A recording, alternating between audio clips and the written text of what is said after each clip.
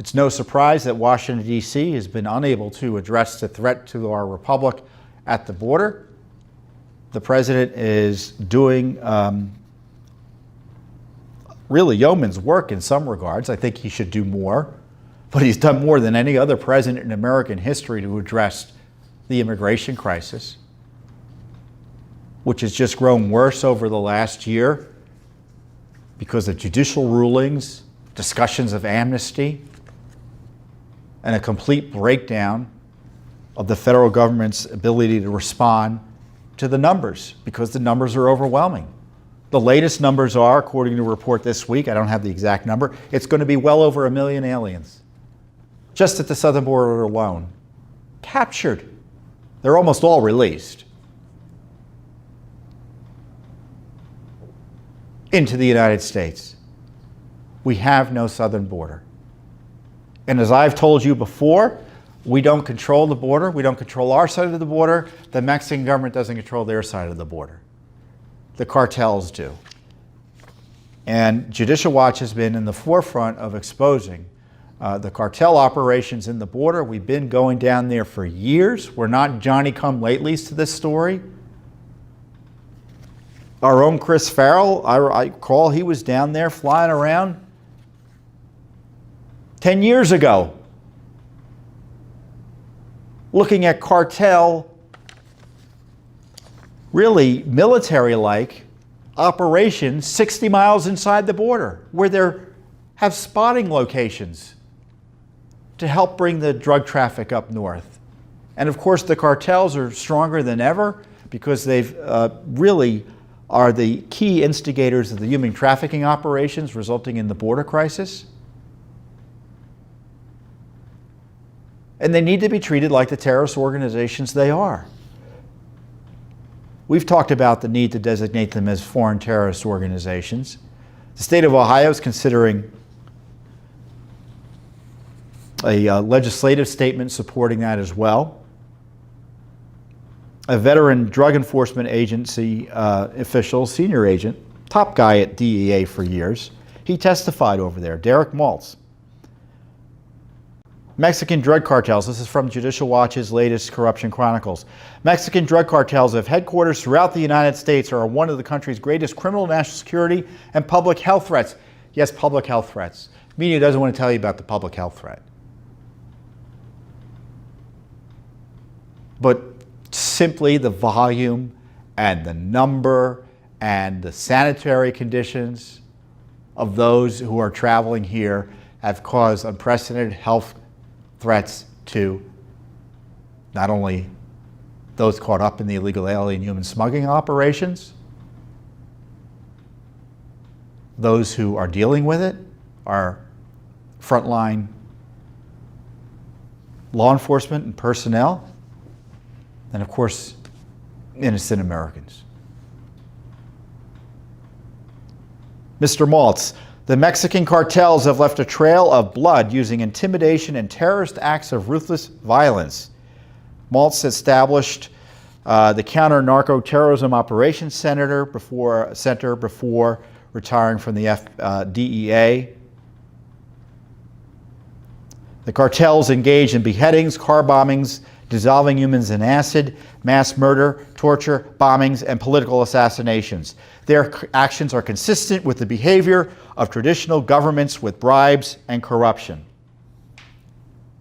Compares them in terms of mind manipulation and behavioral modification to terrorist organizations such as Al-Qaeda.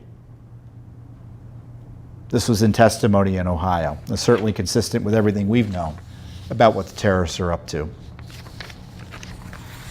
So what do we do about the border? Well, the president has come up with an innovative solution that may do something very significant in curtailing the numbers. He's threatened Mexico with a series of tariffs if they don't stop the border traffic. This is what's going on. The Mexicans let you get, there's a southern border of Mexico that is easily secured. And what happens is the Mexicans essentially allow anyone going into the United States to pass through. As long as they're committed to going into the United States, they don't care. And President Trump is like, well, this is not right. We have to change Mexico's behavior. So he's come up with a solution that if this problem is not curtailed sufficiently, Mexico is going to face a 5% tariff. And the tariff is going to escalate up to 25% if it continues.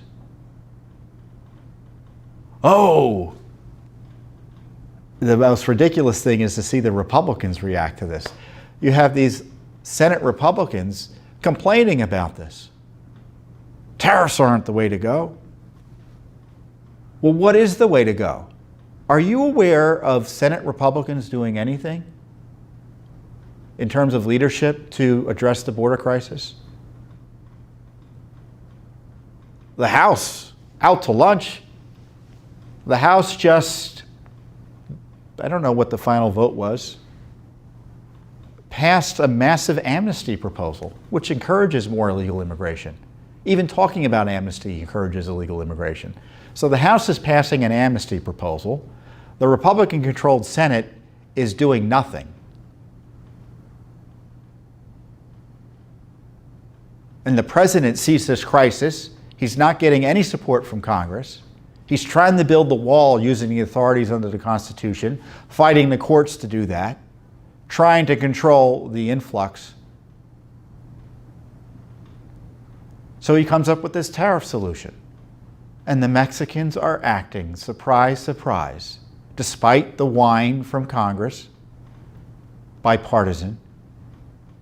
The Mexicans said, we'll send 6,000 troops to the border and we'll reform our asylum practices, potentially to make sure that no one is able to swarm the border as the United States once done. Now, whether that works out or not, I don't know. But it's great, isn't it, that the Mexicans are acting in a sufficient way, at least initially? It's amazing what a threat of economic sanctions will do. Now, I've suggested the president should deploy the military on both sides of the border to secure the border. It's that important. We need to have more interior enforcement. The DHS is AWOL. DHS leadership is AWOL on this. There's all sorts of enforcement, interior enforcement they can do that they're afraid to do because they don't want the headlines. They can deport these individuals who are here illegally, all these people being released and then subject to deportation orders because they don't show up. They can be found and deported. They can increase the interior enforcement, but they don't want to do that for political reasons.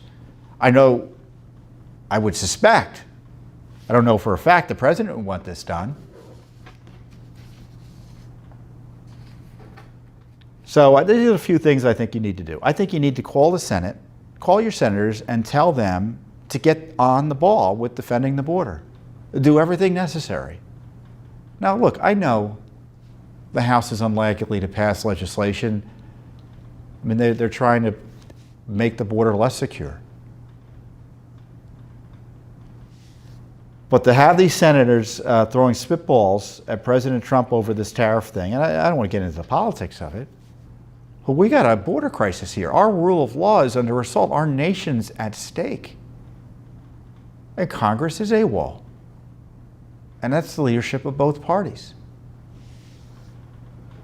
Now, thankfully, Congress, the House Republicans, they say they're not going to try to get in the way of the president's tariffs, but the Republicans in the Senate may undermine him. So share your views on that. 202-224-3121.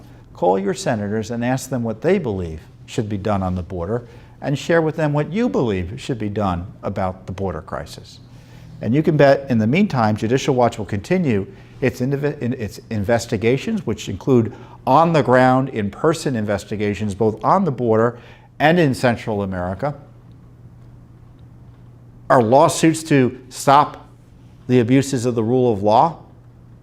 We have this major lawsuit ongoing in San Francisco challenging that sheriff's sanctuary policy there that leads to the dangerous release of criminal aliens. And then, of course, we have our Freedom of Information Act requests. And more is coming.